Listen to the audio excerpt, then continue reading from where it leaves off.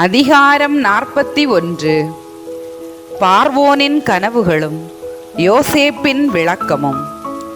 2 முழு ஆண்டுகள் கழிந்தபின் பார்வோன் ஒரு கனவு கண்டான். அக்கனவில் அவன் நைல் நதி கரையில் நின்று கொண்டிருந்தான். அப்பொழுது அழகிய கொழுத்த 7 பசுக்கள் நதியிலிருந்து கரைக்கு வந்து கோரை புற்களிடையே மேய்ந்து கொண்டிருந்தன. அவற்றை தொடர்ந்து நலிந்து மெலிந்த வேறு 7 பசுக்கள் நைல் நதியிலிருந்து வெளிவந்து கரையிலிருந்த மற்ற பசுக்களோடு நின்று கொண்டன. நலிந்து மெலிந்த பசுக்கள் அழகிய கொழுத்த 7 பசுக்களை விழுங்கிவிட்டன. அதன்பின் பார்வோன் துயில் கலைந்தான். மீண்டும் அவன் கண்ணயர்ந்த போது 2வது கனவு கண்டான்.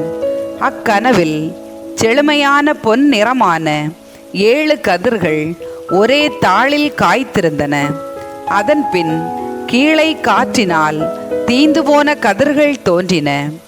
அந்த பதரான கதிர்கள் 7 செழுமையான முற்றிய கதிர்களை விழுங்கிவிட்டன. பார்வோன் கண் விழித்து தான் கண்டது கனவு என்று உணர்ந்தான். காலையில் அவன் மனம் கலக்கமுற எகிப்து நாட்டிலுள்ள எல்லா மந்திரவாதிகளையும் ஞானிகளையும் வரவழைத்து தன் கனவுகளை எடுத்துரைத்தான். ஆனால் அவற்றை அவனுக்கு விளக்கி கூறுவார் எவருமில்லை. அப்போது மது பரிமாறுவோரின் தலைவன் பார்வோனை நோக்கி, என் பிழை இன்றுதான் என் நினைவிற்கு வருகிறது. பார்வோனாகிய தாங்கள் முன்னொரு சமயம் ஊழியர் மீது கடும் சினமுற்று அடியேனையும் அப்பம் தயாரிப்போரின் தலைவனையும் காவலர் தலைவனின் வீட்டில் சிறை வைத்தீர். அச்சமயம் ஒரே இரவில் வெவ்வேறு பொருள் கொண்ட கனவுகளை நானும் அவனும் கண்டோம். அங்கே காவலர் தலைவரின் ஊழியனாகிய எபிரேய இளைஞன் ஒருவன் எங்களோடு இருந்தான். நாங்கள் அவனிடம் எங்கள் கனவுகளை விவரித்து சொன்னோம். அவன் எங்கள் கனவுகளுக்கு அவனவன் கனவுக்கேற்ப விளக்கம் கூறினான். அவன் எங்களுக்கு விளக்கி கூறியபடியே யாவும் நடந்தன. முன்னைய பதவி எனக்கு மீண்டும் அளிக்கப்பட்டது.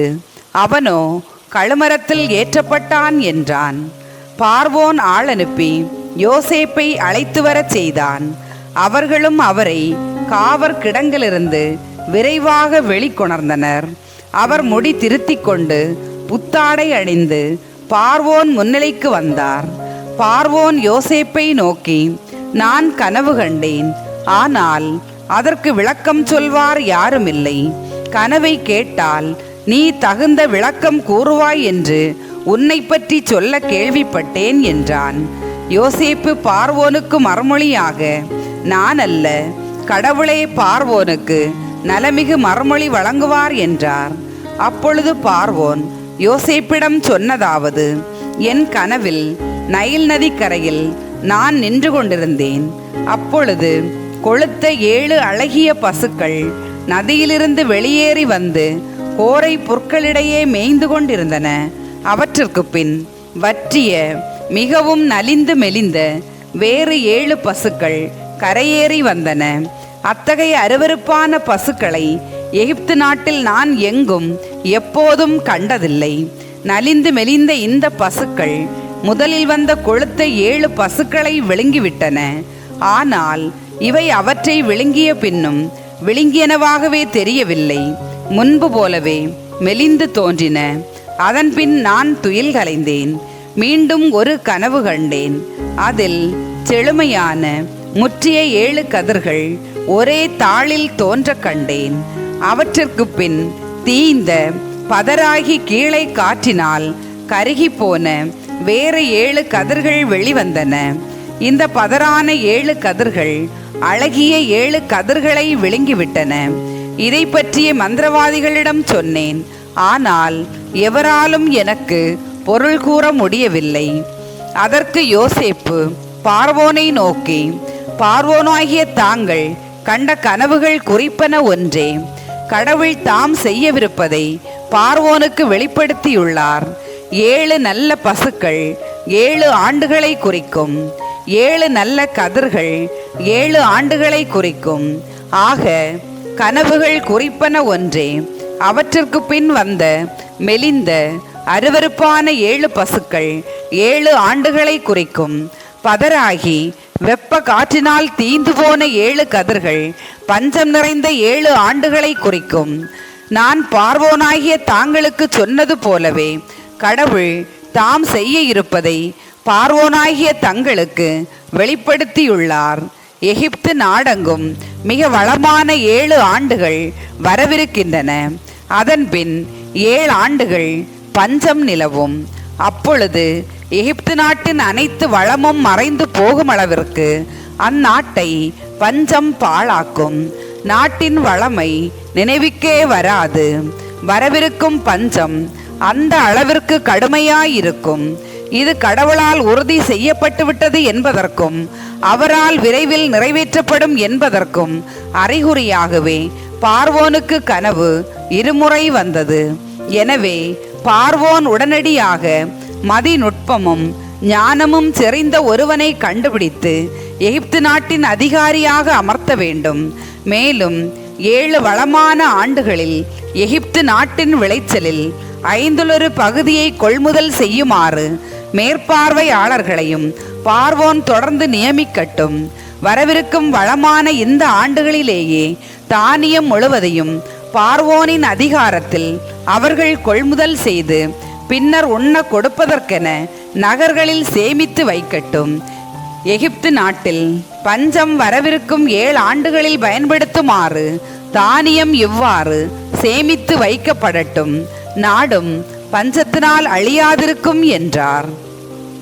யோசேப்பு எகிப்தின் ஆளுநர் ஆதல். அவர் சொன்னது பார்வோனுக்கும் அவன் அலுவலர் அனைவருக்கும் நலமென தோன்றியது.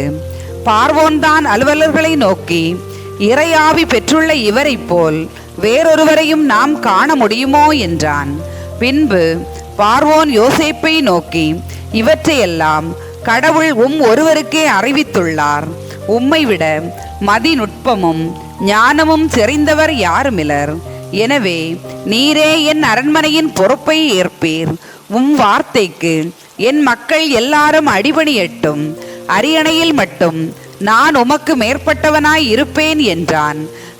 பின்பு பார்வோன் யோசேப்பை நோக்கி, இதோ எகிப்து நாடு முழுவதற்கும் உம்மை அதிகாரியாக நியமிக்கிறேன் என்று சொன்னான். உடனே பார்வோன் தன் கையில் அணிந்திருந்த அரச கணையாளியை கழற்றி அதை யோசேப்பு கையில் அணிவித்து அவருக்கு பட்டாடை உடுத்தி பொன் கழுத்தணியை அவருக்கு அணிவித்தான். மேலும் அவரை தன் 2ஆம் தேரில் வலம் வர செய்து, இவருக்கு முழந்தாள் இடுங்கள் என்று ஏவலர் கட்டியம் கூற செய்தான். இவ்வாறு எகிப்து நாடு முழுவதற்கும் அவரை அதிகாரியாக்கினான். மேலும் அவன் யோசேப்பை நோக்கி, பார்வோனாகிய நான் கூறுகிறேன், உமது ஒப்புதலின்றி எகிப்து நாடெங்கும் எவனும் கையையோ காலையோ உயர்த்தக்கூடாது என்றான். பின் பார்வோன் யோசேப்பிற்கு சாபநாத்து பனேகா என்று புதிய பெயர் சூட்டி ஓநகர் அர்ச்சகர் போற்றிபிராவின் மகளான ஆசினத்தை அவருக்கு மணமுடித்து வைத்தான். எகிப்து நாடு முழுவதற்கும் யோசேப்பு ஆளுநர் ஆனார். எகிப்தின் மன்னனாகிய பார்வோனிடம் பணியேற்ற பொழுது யோசேப்பிற்கு வயது 30. அவர் பார்வோனிடம் விடைபெற்று எகிப்து நாடு முழுவதும் சுற்றுப்பயணம் செய்தார். வளமிக்க 7 ஆண்டுகளில் நிலம் மிகுதியான விளைச்சல் தந்தது. அந்த 7 ஆண்டுகளில் எகிப்து நாட்டில் விளைந்த எல்லா உணவுப் பொருட்களையும் நகர்களில் அவர் சேமித்து வைத்தார். ஒவ்வொரு நகரிலும் அதை சுற்றியுள்ள வயல்களில் விளைந்த உணவுப் பொருட்களை சேமித்து வைத்தார். கடற்கரை மணல் அளவுக்கு மிகுதியான தானியத்தை யோசேப்பு கொணர்ந்து குவித்தார். கணிக்க இயலாத அளவிற்கு உணவுப் பொருட்கள் சேர்ந்தமையால் கணிப்பதை நிறுத்தினார். பஞ்சத்தின் ஆண்டு வரும் முன்னே யோசேப்பிற்கு ஓநகர் அர்ச்சகர் போற்றிபிராவின் மகள் ஆசினத்து மைந்தர் 2 பெற்றெடுத்தாள். யோசேப்பு எல்லா துன்பங்களையும் என் தந்தையின் வீட்டையும் கடவுள் மறக்க செய்தார் என்று சொல்லி தலைமகனுக்கு மனாசே என்று பெயரிட்டார். பின் நான் துன்புற்ற இந்த நாட்டில் கடவுள் என்னை பலுகச் செய்தார் என்று சொல்லி அடுத்தவனுக்கு எப்ராயிம் என்று பெயரிட்டார். எகிப்து நாட்டின் வளமான 7 ஆண்டுகள் முடிவிற்றன. யோசேப்பு முன்னறிவித்தபடி 7 ஆண்டு பஞ்சம் தொடங்கியது. எல்லா நாடுகளிலும் பஞ்சம் தலைவிரித்தாடியது. ஆனால் எகிப்து நாடு முழுவதற்கும் உணவு கிடைத்தது. எகிப்து நாடு முழுவதும் பஞ்சம் வந்தபோது மக்கள் பார்வோனிடம் வந்து உணவுக்காக ஓலமிட்டனர். பார்வோன் எகிப்தியர் அனைவரையும் நோக்கி, யோசேப்பிடம் செல்லுங்கள், அவர் சொல்வதை செய்யுங்கள் என்று கூறினான். நாடு முழுவதும் பஞ்சம் பரவிய பொழுது யோசேப்பு களஞ்சியங்களை திறந்து எகிப்தியர்களுக்கு தானியங்களை விற்குமாறு செய்தார். ஏனெனில் எகிப்து நாட்டில் பஞ்சம் கடுமையாயிருந்தது. உலகமெங்கும் கொடும் பஞ்சம் நிலவியது. அனைத்து நாட்டு மக்களும் யோசேப்பிடம் தானியம் வாங்க எகிப்திற்கு வந்தார்கள். அதிகாரம் 42. யோசேப்பின் சகோதரர் தானியம் வாங்க எகிப்திற்கு வருதல். எகிப்தில் தானியம் கிடைப்பதை பற்றி யாக்கோபு கேள்விப்பட்டு தம் புதல்வர்களை நோக்கி, நீங்கள் ஒருவர் மற்றவரை பார்த்து கொண்டு இருப்பது ஏன்? இதோ எகிப்தில் தானியம் கிடைக்கிறது என்று கேள்விப்படுகிறேன். நாம் பஞ்சத்தால் சாகாமல் உயிரோடு இருக்குமாறு நீங்கள் அங்கு சென்று நமக்கென தானியம் வாங்கி கொண்டு வாருங்கள் என்றார். எனவே யோசேப்பின் சகோதரர் 10 தானியம் வாங்கும் பொருட்டு எகிப்திற்கு புறப்பட்டு போனார்கள். ஆனால் யோசேப்பின் சகோதரனான பென்யமினை அவனுடைய சகோதரர்களோடு யாக்கோபு அனுப்பவில்லை. ஏனெனில் அவனுக்கு ஏதாவது ஆபத்து நேரிடக்கூடும் என்று எண்ணினார். கானான் நாட்டிலும் பஞ்சம் நிலவியதால் அங்கிருந்து தானியம் வாங்கச் சென்ற மற்றவர்களோடு இஸ்ரவேலின் புதல்வர்களும் சேர்ந்து சென்றனர். அப்பொழுது யோசேப்பு நாட்டுக்கு ஆளுநராயிருந்து மக்கள் அனைவருக்கும் தானியம் விற்கும் அதிகாரம் பெற்றிருந்தார். எனவே அவருடைய சகோதரர்கள் வந்து தரை மட்டும் தாழ்ந்து யோசேப்பை வணங்கினார்கள். யோசேப்பு தம் சகோதரர்களை அடையாளம் கண்டுகொண்டார். ஆயினும் அவர்களை அறியாதவர் போல் கடுமையாக அவர்களிடம் பேசி, நீங்கள் எங்கிருந்து வருகிறீர்கள் என்று வினவினார். அவர்களோ, நாங்கள் கானான் நாட்டிலிருந்து உணவுப் பொருட்கள் வாங்க வந்திருக்கிறோம் என்று பதில் கூறினார்கள். யோசேப்பு தம் சகோதரர்களை அடையாளம் கண்டுகொண்ட போதிலும் அவர்கள் அவரை அடையாளம் கண்டுகொள்ளவில்லை. அப்பொழுது தாம் அவர்களை பற்றி கண்ட கனவுகளை நினைவில் கொண்டு அவர்களை நோக்கி, நீங்கள் ஒற்றர்கள், பாதுகாப்பற்ற பகுதிகள் நாட்டில் எங்குள்ளன என்று ஆராய்ந்து பார்க்க வந்திருக்கிறீர்கள் என்றார். அதற்கு அவர்கள், எம் தலைவரே, அப்படி அல்ல, ஊழியர்களாகிய நாங்கள் உணவுப் பொருட்கள் வாங்கவே வந்துள்ளோம். நாங்கள் எல்லாரும் ஒரே தந்தையின் புதல்வர்கள். நாங்கள் நேர்மையானவர்கள், ஒற்றர்கள் அல்ல என்றனர். அவர்களிடம் அவர், இல்லை இல்லை, பாதுகாப்பற்ற பகுதிகள் நாட்டில் எங்குள்ளன என்று ஆராய்ந்து பார்க்க வந்தவர்களே நீங்கள் என்று சொன்னார். அவர்கள் மறுமொழியாக, அடியார்களாகிய நாங்கள் கானான் நாட்டில் வாழும் ஒரே தந்தையின் 12 புதல்வர்கள். இப்பொழுது எங்களுள் இளையவன் எங்கள் தந்தையோடு இருக்கின்றான், இன்னொருவன் இறந்துவிட்டான் என்றனர். யோசேப்பு மீண்டும் அவர்களிடம், நான் சொன்னது போலவே நீங்கள் ஒற்றர்கள்தாம். இதோ நான் உங்களை சோதித்தறிய போகிறேன். பார்வோனின் உயிர்மேல் ஆணை, உங்கள் இளைய சகோதரன் இங்கே வந்தாலொழிய நீங்கள் இங்கிருந்து புறப்பட போவதில்லை. எனவே உங்கள் சகோதரனை அழைத்து வரும்படி உங்களுள் ஒருவனை அனுப்புங்கள். மற்றவர்கள் சிறையில் அடைக்கப்படுவீர்கள். உங்கள் சொற்களை சோதித்து உண்மை உங்களிடம் உள்ளதா என்று அறிய விரும்புகிறேன். இல்லையெனில் பார்வோனின் உயிர்மேல் ஆணை, நீங்கள் ஒற்றர்கள்தாம் என்றார். பின்னர் அவர் அவர்களை 3 நாள் காவலில் வைத்தார். 3ஆம் நாள் யோசேப்பு அவர்களை நோக்கி, நான் சொல்கிறபடி செய்யுங்கள், செய்தால் பிழைக்கலாம். ஏனெனில் நான் கடவுளுக்கு அஞ்சுபவன். நீங்கள் குற்றமற்றவர்களானால் சகோதரராகிய உங்களில் ஒருவன் சிறைச்சாலையில் அடைபட்டிருக்கட்டும். மற்றவர்கள் புறப்பட்டு பஞ்சத்தால் வாடும் உங்கள் குடும்பங்களுக்கு தானியம் கொண்டு போகலாம். உங்கள் இளைய சகோதரனை என்னிடம் அழைத்து வாருங்கள். அப்பொழுது நீங்கள் கூறியது உண்மையென்று விளங்கும். நீங்களும் சாவுக்குள்ளாக மாட்டீர்கள் என்றார். அவர்களும் அப்படியே செய்தனர். அப்போது அவர்கள் ஒருவர் மற்றவரிடம், உண்மையாகவே நம் சகோதரனை முன்னிட்டே இப்பொழுது நாம் தண்டிக்கப்படுகிறோம். தன் உயிருக்காக எவ்வளவு துயரத்துடன் நம்மிடம் கெஞ்சி மன்றாடினான். நாமோ அவனுக்கு செவிசாய்க்கவில்லை.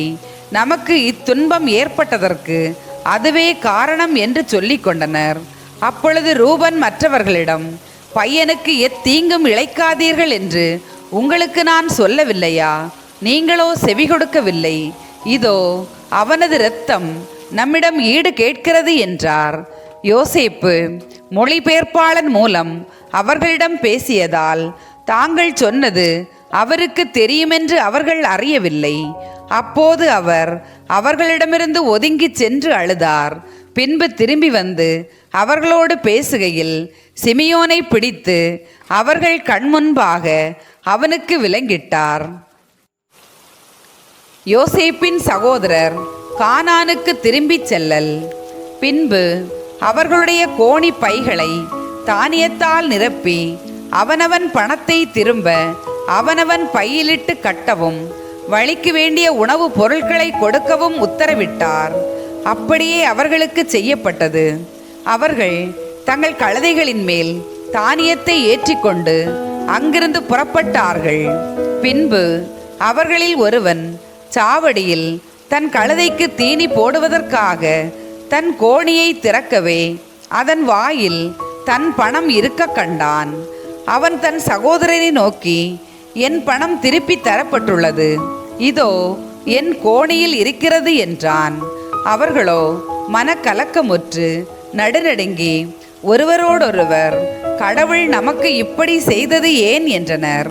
பின்பு அவர்கள் கானான் நாட்டில் தங்கள் தந்தை யாக்கோபிடம் வந்து சேர்ந்து தங்களுக்கு நேர்ந்தவற்றையெல்லாம் தெரிவித்தனர்.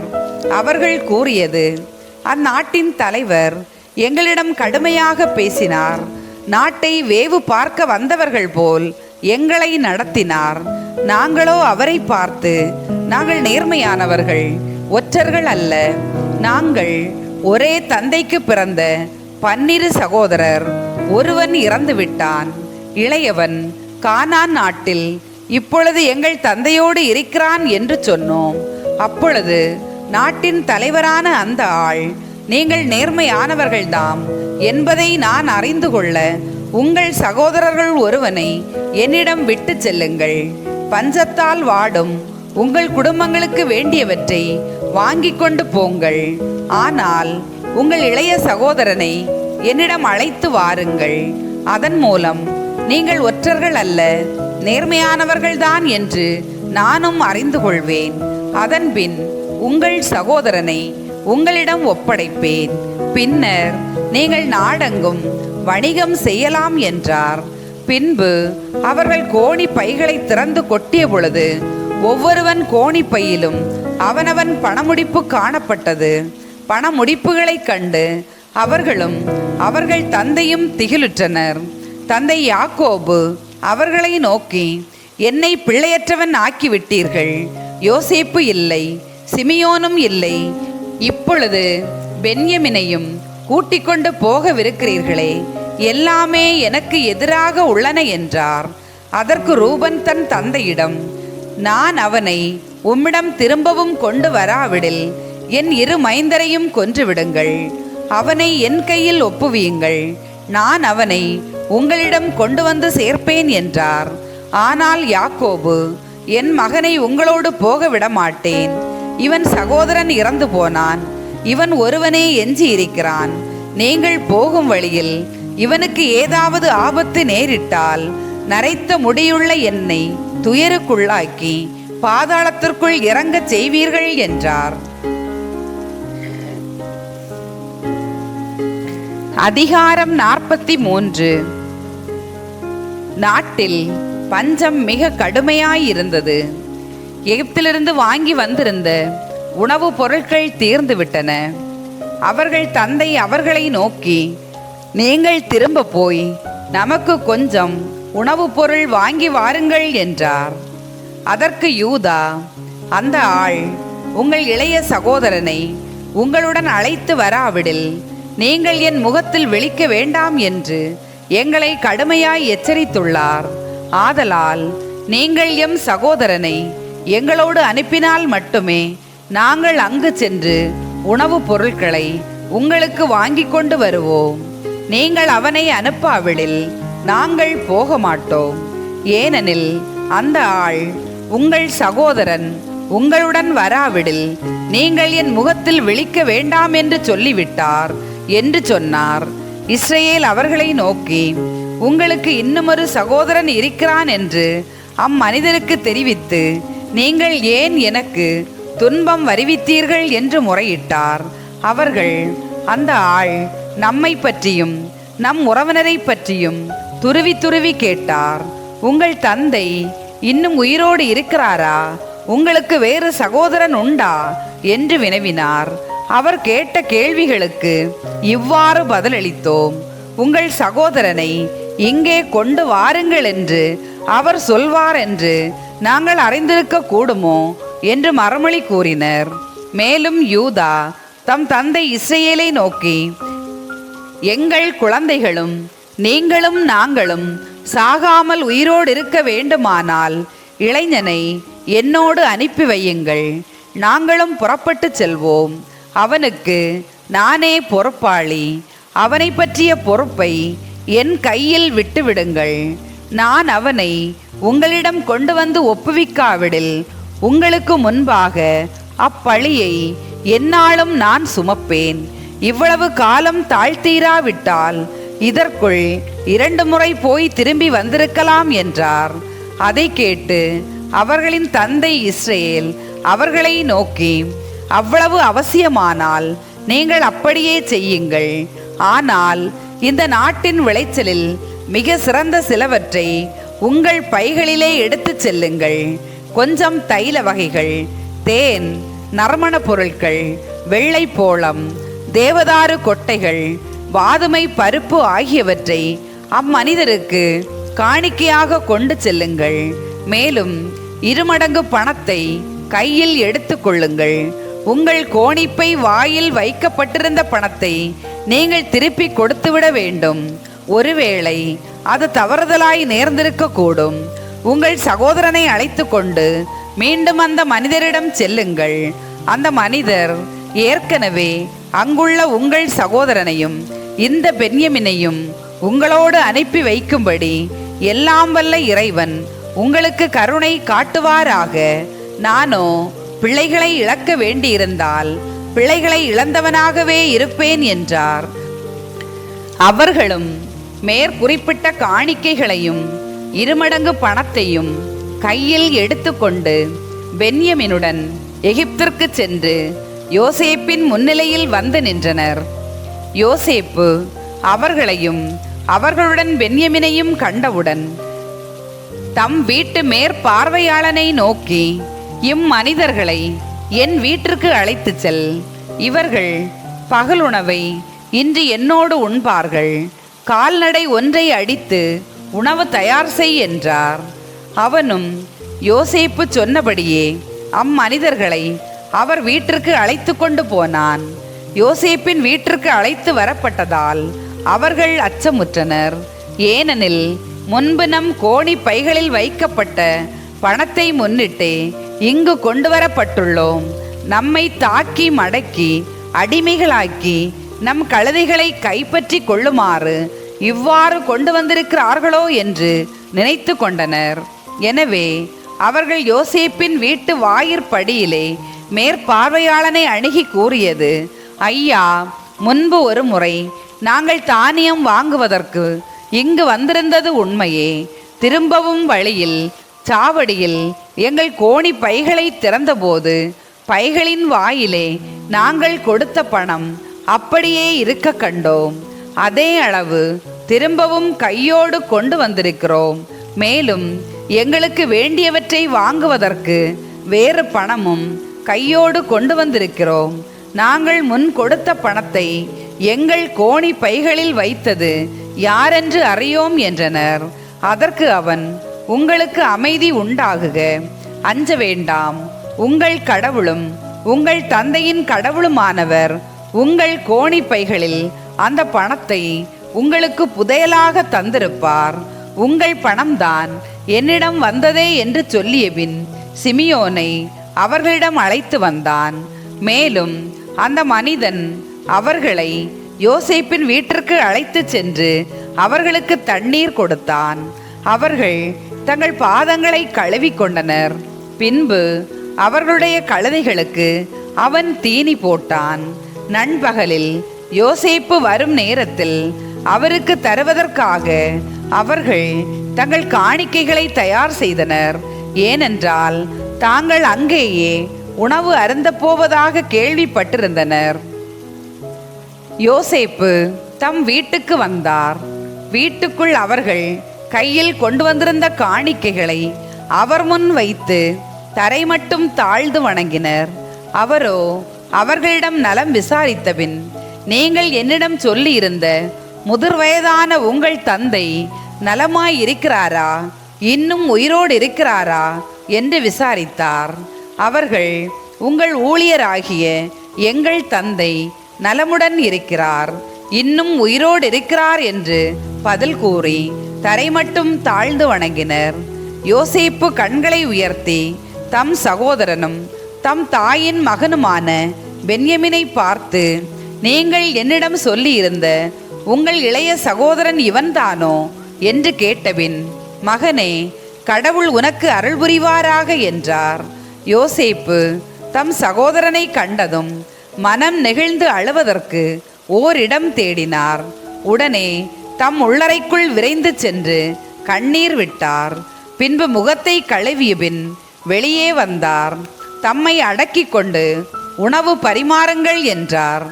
யோசேப்பிற்கு தனியாகவும் சகோதரர்களுக்கு தனியாகவும் அவருடன் உண்ணவிருந்த எகிப்தியருக்கு தனியாகவும் உணவு பரிமாறப்பட்டது. ஏனென்றால் எகிப்தியர் எபிரேயரோடு உண்பதில்லை. அப்படி உண்பதை எகிப்தியர் அருவருப்பாக கருதினர். மேலும் அவருக்கு முன் அவர்களில் மூத்தவன் தலைமகன் உரிமைப்படி முதலாவதாகவும் இளையவர்கள் அவரவர் வயதின்படியும் அமர்த்தப்பட்டதால் ஒருவர் மற்றவரை வியப்புடன் நோக்கினர். யோசேப்பின் முன் வைக்கப்பட்ட தட்டுகளினின்று அவர்களுக்கு பரிமாறப்பட்டது மற்றவர்களது பங்கை போல் 5 மடங்கு மிகுதியாக பென்யமினுக்கு பரிமாறப்பட்டது. அவருடன் அவர்கள் மதுவருந்தி விருந்துண்டனர். அதிகாரம் 44. காணாமற் போன வெள்ளிக்கோப்பை. பின்னர் யோசேப்பு தம் வீட்டு மேற்பார்வையாளனை நோக்கி, அவர்களுடைய கோணி பைகளில் அவர்கள் தூக்கி செல்லுமளவு தானியம் நிரப்பி அவனவன் பணத்தை பையின் வாயில் வைத்து கட்டிவிடு. இளையவனது கோணிப்பை வாயில் எனது வெள்ளி கோப்பையையும் தானியத்துக்கு அவன் கொடுத்த பணத்தையும் வைத்து கட்டிவிடு என்று கட்டளையிட்டார். யோசேப்பு சொன்னவாறே அவனும் செய்தான். காலையில் கதிரவன் உதித்ததும் அவர்கள் தங்கள் கழுதைகளோடு அனுப்பி வைக்கப்பட்டனர். அவர்கள் நகரை விட்டு சிறிது தூரம் போயிருப்பர். அப்பொழுது யோசேப்பு தம் வீட்டு மேற்பார்வையாளனை நோக்கி, நீ எழுந்து அம்மனிதர்களை துரத்தி பிடித்து, நன்மைக்கு கைமாறாக நீங்கள் தீமை செய்வது ஏன்? இது என் தலைவர் பருக பயன்படுத்துவது அல்லவா? இது அவர் குறிபார்க்க பயன்படுத்துவது அல்லவா? நீங்கள் செய்தது மிக பெரும் மோசடி என்று சொல்வாய் என்றார். அவனும் அவர்களை விரட்டி பிடித்து இந்த வார்த்தைகளை அவர்களுக்கு சொன்னான். அதற்கு அவர்கள் அவனிடம், ஐயா, தாங்கள் இப்படி பேசுவதேன்? அடியார்களாகிய நாங்கள் இத்தகைய முறையற்ற செயலை செய்திருப்போமா? நாங்கள் கோணி பைகளின் வாயில் கண்ட பணத்தை கூட கானான் நாட்டினின்று உம்மிடம் திரும்ப கொண்டு வந்தோம் அல்லவா? அப்படி இருக்க நாங்கள் தலைவர் வீட்டில் தங்கமாவது வெள்ளியாவது திருடிக்கொண்டு போவோமா? அடியோர்களாகிய எம்முள் எவனிடமாவது அது காணப்பட்டால் அவன் செத்தொழியட்டும். நாங்களும் எங்கள் தலைவருக்கு அடிமைகள் ஆவோம் என்று பதில் சொன்னார்கள். அது கேட்டு அவன், நன்று நன்று, உங்கள் சொற்களின்படி ஆகட்டும். அது எவனிடம் அகப்படுமோ அவன் எனக்கு அடிமையாக இருப்பான். மற்றவர்கள் குற்றமற்றவர்களாய் இருப்பீர்கள் என்று அவர்களுக்கு சொன்னான். அப்பொழுது அவர்கள் விரைந்து கோணி பைகளை தரையில் இறக்கி வைத்தார்கள். ஒவ்வொருவனும் தன் கோணிப்பையை திறந்தான். மூத்தவன் முதல் இளையவன் வரை அவன் சோதித்த போது அந்த கோப்பை பென்யமின் பையில் காணப்பட்டது. அப்பொழுது அவர்கள் தங்கள் ஆடைகளை கிழித்து கொண்டு கழுதைகளின் மேல் சுமையை ஏற்றி நகருக்கு திரும்பி வந்தனர். அதுவரை யோசேப்பு அங்கேதான் இருந்தார். யூதா தம் சகோதரருடன் வந்து சேர்ந்தார். அவர்கள் அவருக்கு முன் தரையில் வீழ்ந்து வணங்கினர். யோசேப்பு அவர்களை நோக்கி, நீங்கள் என்ன இப்படி செய்து விட்டீர்கள்? குறிபார்ப்பதில் என்னை போன்றவர் எவருமிலர் என்பது உங்களுக்கு தெரியாதா என்று வினவினார். அதற்கு யூதா, என் தலைவராகிய தங்களிடம் நாங்கள் என்ன சொல்வோம்? என்னதான் பேசுவோம்? எங்கள் மாசின்மையை எப்படி நாங்கள் எண்பிக்க முடியும்? கடவுளே அடியார்களின் தீச்செயலை கண்டுபிடித்தார். இதோ நாங்களும் எவனிடம் கோப்பை கண்டுபிடிக்கப்பட்டதோ அவனும் தங்களுக்கு அடிமைகள் ஆவோம் என்று சொன்னார். அது கேட்டு யோசேப்பு, அத்தகைய முறையற்ற செயலை நான் செய்ய மாட்டேன். கோப்பை எவனிடம் அகப்பட்டதோ அவன் மட்டும் எனக்கு அடிமையாக இருப்பான். மற்றவர்கள் உங்கள் தந்தையிடம் நலமாக செல்லுங்கள் என்றார். யூதா பென்யமினுக்காக பரிந்து பேசுதல். யூதா அவர் அருகில் வந்து, என் தலைவரே, அடியேன் ஒரு வார்த்தை கூற அனுமதி தாரும். என் தலைவரே, செவி சாய்த்தருளும். அடியான் மீது சினம் கொள்ள வேண்டாம். நீர் பார்வோனுக்கு இணையானவர். என் தலைவராகிய தாங்கள் பணியாளர்களாகிய எங்களிடம் உங்களுக்கு தந்தையோ சகோதரனோ உண்டா என்று கேட்டீர்கள். அதற்கு நாங்கள், எங்களுக்கு வயது முதிர்ந்த தந்தையும் முதிர்ந்த வயதில் அவருக்கு பிறந்த ஓர் இளைய சகோதரனும் உள்ளனர். அவனுடைய சகோதரன் இறந்து விட்டான். அவன் தாயின் பிள்ளைகளில் அவன் ஒருவனே இருப்பதால் தந்தை அவன் மேல் அதிக அன்பு கொண்டிருக்கிறார் என்று தலைவராகிய தங்களுக்கு சொன்னோம். அப்பொழுது தாங்கள், அவனை என்னிடம் அழைத்து வாருங்கள், நான் அவனை நேரில் பார்க்க வேண்டும் என்று அடியார்களுக்கு சொன்னீர்கள். நாங்கள், அந்த இளைஞன் தன் தந்தையை விட்டு பிரிய இயலாது, பிரிந்தால் அவர் இறந்து போவார் என்று தலைவராகிய தாங்களிடம் சொன்னோம். அதற்கு தாங்கள், உங்கள் இளைய சகோதரன் உங்களோடு வராவிட்டால் என் முகத்தில் விழிக்க வேண்டாம் என்று அடியார்களுக்கு சொன்னீர்கள். பணியாளராகிய எங்கள் தந்தையிடம் திரும்பியவுடன் என் தலைவராகிய தாங்கள் சொல்லியவற்றை அவரிடம் எடுத்துரைத்தோம். பிறகு எங்கள் தந்தை, நீங்கள் திரும்பி போய் நமக்கு கொஞ்சம் உணவுப் பொருள் வாங்கி வாருங்கள் என்றார். நாங்கள், எங்களால் போக இயலாது, எங்கள் இளைய சகோதரன் எங்களோடு சேர்ந்து வந்தால் மட்டுமே புறப்படுவோம், வராவிட்டால் இவன் இல்லாமல் நாங்கள் அவர் முகத்தில் விழிக்க மாட்டோம் என்றோம். பணியாளராகிய எங்கள் தந்தை எங்களிடம், என் மனைவி எனக்கு 2 பிள்ளைகளை பெற்றெடுத்தாள் என்று உங்களுக்கு தெரியும். ஒருவன் என்னை பிரிந்து வெளியே சென்றான். அவன் ஒரு கொடிய விலங்கால் பீறி பிழிக்கப்பட்டான் என்று நினைத்து கொண்டேன். ஏனெனில் இதுவரை அவனை காணவில்லை. இப்பொழுது நீங்கள் இவனையும் என்னிடமிருந்து பிரிக்கிறீர்கள். இவனுக்கு ஏதாவது ஆபத்து நேரிட்டால் நரைத்த முடியுள்ள என்னை துயருக்குள்ளாக்கி பாதாளத்துக்குள் இறங்கச் செய்வீர்கள் என்றார். ஆகையால் பணியாளராகிய என் தந்தையிடம் நான் செல்லும்போது அவர் உயிருக்கு உயிராக இருக்கும் இந்த இளைஞன் எங்களோடு இல்லையெனில், இளைஞன் இல்லை என்று கண்டு அவர் உடனே இறந்து போவார். பணியாளர்களாகிய நாங்கள் நரைத்த முடியுள்ள ஊழியரான எங்கள் தந்தையை துயருக்குள்ளாக்கி பாதாளத்திற்குள் இறங்கச் செய்தவர்கள் ஆவோம். எம் தந்தையிடம் இளைஞனின் பாதுகாப்புக்கு அடியான் பொறுப்பேற்றிருக்கிறேன். ஏனெனில் என் தந்தையே, அவனை நான் திரும்பி கூட்டி வராவிட்டால் முன்னிலையில் அந்த பழி எந்நாளும் என்னையே சாரும் என்றேன். ஆகையால் இப்பொழுது இளைஞனுக்கு பதிலாய் அடியேனை உமக்கு அடிமையாக்கி அருளும். இளைஞனையோ அவன் சகோதரர்களோடு சேர்ந்து போகவிடும். இளைஞன் என்னோடு இல்லாவிடில் எப்படி என் தந்தையிடம் நான் திரும்புவேன்? என் தந்தைக்கு நேரிடவிருக்கும் துன்பத்தை எப்படி நான் பார்த்து கொண்டிருப்பேன் என்றார். அதிகாரம் 45. யோசேப்பு தம்மை தெரியப்படுத்துதல். அப்பொழுது யோசேப்பு தம் பணியாளர் அனைவர் முன்னிலையிலும் இதற்கு மேல் தம்மை அடக்கிக் கொள்ள முடியாமல், எல்லோரும் என்னை விட்டு வெளியே போங்கள் என்று உரத்த குரலில் சொன்னார். யோசேப்பு தம் சகோதரருக்கு தம்மை தெரியப்படுத்தும் பொழுது வேற்று மனிதர் எவரும் அவரோடு இல்லை. உடனே அவர் கூக்குரலிட்டு அழுதார். எகிப்தியர் அதை கேட்டனர்.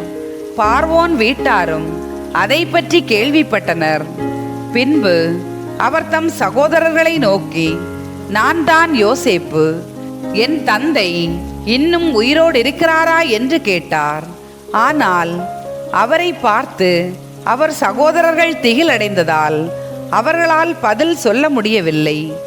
ஆனால் யோசேப்பு தன் சகோதரர்களை நோக்கி, என் அருகில் வாருங்கள் என்றார். அவர்கள் அருகில் வந்தவுடன் அவர், நீங்கள் எகிப்திற்கு செல்லுமாறு விற்ற உங்கள் சகோதரனாகிய யோசேப்பு நான் தான். நான் இங்கு செல்லுமாறு நீங்கள் என்னை விற்றுவிட்டது குறித்து மனம் கலங்க வேண்டாம். உங்கள் மீதே சினம் கொள்ள வேண்டாம். ஏனெனில் உயிர்களை காக்கும் பொருட்டே கடவுள் உங்களுக்கு முன்னே என்னை எகிப்திற்கு அனுப்பி அருளினார். நாட்டில் பஞ்சம் தொடங்கி 2 ஆண்டுகளே ஆகியுள்ளன. இன்னும் 5 ஆண்டுகள் உழவோ அறுவடையோ இராது. ஆதலால் உலகில் உங்களுள் எஞ்சி இருப்போரை பாதுகாக்கவும் பெரும் மீட்பு செயலால் உங்கள் உயிர்களை காக்கவும் கடவுள் உங்களுக்கு முன் என்னை அனுப்பி வைத்தார். என்னை இங்கு அனுப்பியது நீங்கள் அல்ல, கடவுள்தாம். அவரே என்னை பார்வோனுக்கு தந்தையாகவும் அவர் வீடு முழுவதற்கும் தலைவராகவும் எகிப்து முழுவதற்கும் ஆளுநராகவும் ஏற்படுத்தியுள்ளார். நீங்கள் என் தந்தையிடம் விரைந்து சென்று அவருக்கு சொல்லுங்கள், உங்கள் மகன் யோசேப்பு தெரிவிப்பது இதுவே, கடவுள் என்னை எகிப்து முழுவதற்கும் ஆளுநராக நியமித்துள்ளார். எனவே காலம் தாழ்த்தாமல் என்னிடம் வாருங்கள். நீங்களும் உங்கள் பிள்ளைகளும் உங்கள் பிள்ளைகளின் பிள்ளைகளும் உங்கள் ஆடு மாடுகளோடும் உங்களுக்கு சொந்தமான யாவற்றோடும் கோசேன் பகுதியில் எனக்கு அருகில் குடியேறி வாழலாம். அங்குள்ள உங்களை நான் பேணி காப்பேன். ஏனெனில் இன்னும் 5 ஆண்டுகள் பஞ்சம் இருக்கும். இங்கு வராவிடில் நீங்களும் உங்கள் குடும்பத்தாரும் உங்களுக்குள்ள அனைத்தும் வரையோராய் வாடுவீர்கள். இதோ உங்களோடு பேசுவது என் வாய்தான் என்பதை நீங்களும் என் சகோதரன் பென்யமினும் கண்ணார காண்கிறீர்கள். நான் எகிப்தில் அடைந்துள்ள சிறப்பு அனைத்தையும் நீங்கள் இங்கு கண்ட யாவற்றையும் என் தந்தைக்கு தெரிவியுங்கள். விரைந்து போய் என் தந்தையை இங்கே அழைத்து வாருங்கள் என்று கூறினார். பிறகு தம் சகோதரன் பென்யமினை அரவணைத்து அவன் தோளில் தலை சாய்த்து கொண்டு அழுதார். பென்யமினும் அப்படியே அவர் தோளில் தலை சாய்த்து கொண்டு அழுதான். பின் யோசேப்பு தம் சகோதரர் யாவரையும் முத்தமிட்டு அழுதார். இதன் பின் அவர்கள் அவரோடு உரையாடினர். யோசேப்பின் சகோதரர்கள் வந்துள்ளனர் என்ற செய்தி பார்வோனின் அரண்மனையை எட்டவே பார்வோனும் அவன் அலுவலர்களும் அகமகிழ்ந்தனர். அப்பொழுது பார்வோன் யோசேப்பை நோக்கி கூறியது, நீரும் சகோதரர்களுக்கு இவ்வாறு சொல்வீர், நீங்கள் செய்ய வேண்டியது யாதெனில், உங்கள் கால்நடைகளின் மேல் பொதியேற்றி கானான் நாட்டிற்கு திரும்பி சென்று அங்கிருந்து உங்கள் தந்தையையும் குடும்பங்களையும் அழைத்து கொண்டு என்னிடம் வாருங்கள். நான் உங்களுக்கு எகிப்து நாட்டின் சிறந்த பகுதியை தருவேன். நீங்களும் நிலத்தின் வளமையை அனுபவிக்கலாம். சகோதரர்களுக்கு நீர் மீண்டும் சொல்ல வேண்டியது, நீங்கள் இவ்வாறு செய்யுங்கள். உங்கள் குழந்தைகளையும் மனைவியரையும் அழைத்து வருமாறு எகிப்து நாட்டினின்று வண்டிகளை கொண்டு போங்கள். உங்கள் தந்தையையும் அழைத்து கொண்டு வந்து சேருங்கள். உங்கள் தட்டுமுட்டுகளை பற்றி கவலைப்பட வேண்டாம். ஏனெனில் எகிப்து நாட்டில் சிறந்தவை எல்லாம் உங்களுக்கே உரியவை ஆகும். இஸ்ரவேலின் புதல்வர்கள் அவ்வாறே செய்தனர். பார்வோன் கட்டளையின்படி யோசேப்பு அவர்களுக்கு வண்டிகளையும் வழிக்கு உணவு பண்டங்களையும் கொடுத்தார். மேலும் அவர்களில் ஒவ்வொருவனுக்கும் வேறு புத்தாடைகளையும் கொடுத்தார். பென்யமினுக்கோ 300 வெள்ளி காசுகளும் 5 ஆடைகளும் கொடுத்தார். அப்படியே தம் தந்தைக்கு 10 ஆண் கழுதைகளின் மேல் எகிப்தின் சிறந்த பொருட்களையும், அவரது பயணத்திற்கு 10 பெண் கழுதைகளின் மேல் தானியத்தையும் அப்பம் முதலிய உணவு வகைகளையும் ஏற்றி அவர்களோடு அனுப்பி வைத்தார். பின்பு அவர் தம் சகோதரர்களை வழியனுப்பி வைத்தார். அவர்களை விட்டு பிரியும் போது, நீங்கள் வழியில் சச்சரவு செய்யாதீர்கள் என்று சொல்லி அனுப்பினார். அவர்கள் எகிப்திலிருந்து புறப்பட்டு கானான் நாட்டிலிருந்த தங்கள் தந்தை யாக்கோபிடம் வந்து சேர்ந்தனர். அவர்கள் அவரிடம், யோசேப்பு இன்னும் உயிரோடு இருக்கிறார், அவரே எகிப்து நாடு முழுவதற்கும் ஆளுநர் என்று அறிவித்தனர். அதை கேட்டு யாக்கோபு மன அதிர்ச்சியுற்று அவர்கள் சொன்னதை நம்பவில்லை.